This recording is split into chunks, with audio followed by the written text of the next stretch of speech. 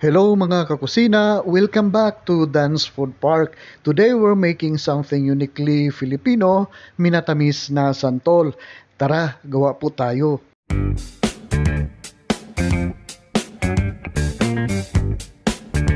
Una po sa lahat ay handa muna natin ang ating tubig dito na pagbababara ng ating hiniwang santol.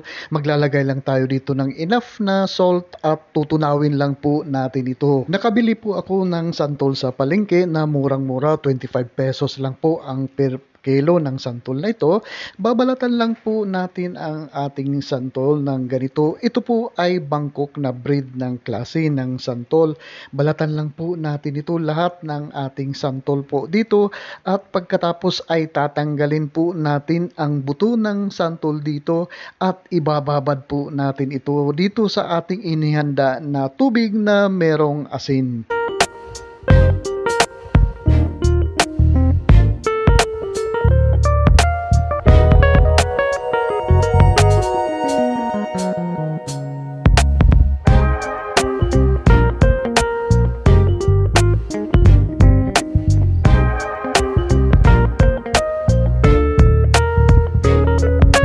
Tatanggalin lang po natin ang mga buto ng ating santol at hindi po natin ihahalo sa ating minatamis na santol. Sipsipin na lang po natin ang buto ng santol dito at ito po ay napakasarap. Ibabad po natin ang ating mga santol, binalatan na santol sa ating inihandang tubig na merong asin para hindi po mangitim at saka sumipsip yung alat doon sa santol. Correction po, hindi sumipsip. Pumasok ang alat doon sa ating hiniwang mga santol.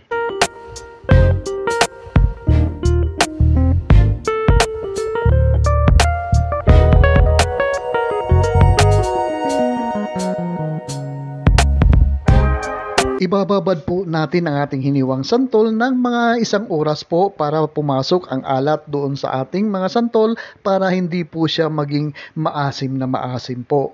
After 1 hour na naibabad natin ay i-drain muna natin ang ating santol at ilalagay po natin ito sa malaking kawali at idadagdag naman natin dito ang ating sugar. Ang ratio po ng ating sugar dito ay 1:1/2.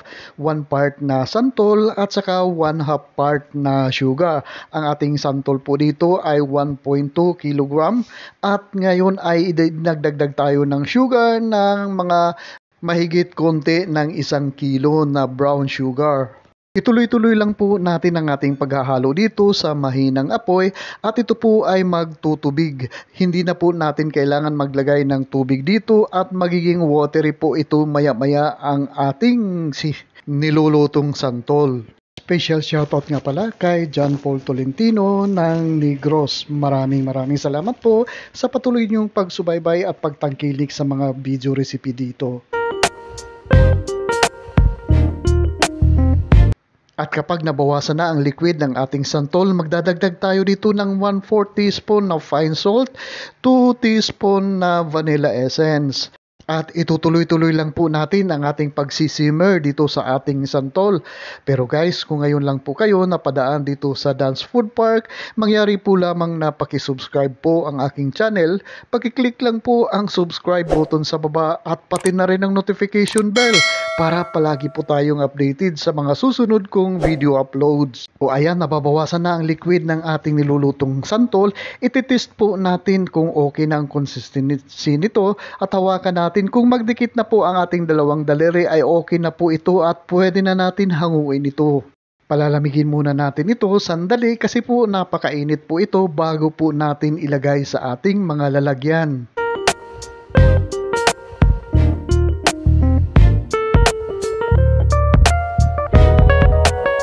Guys, kung meron po kayong mga comments or kung meron po kayong mga request na recipe, pakipost lang po sa comment section sa baba at sisikapin natin na tugunan ito. And if you love this sweet and tangy recipe, don't forget to like, share, and subscribe for more lutong bahay goodness. Salamat sa panonood. See you in the next video.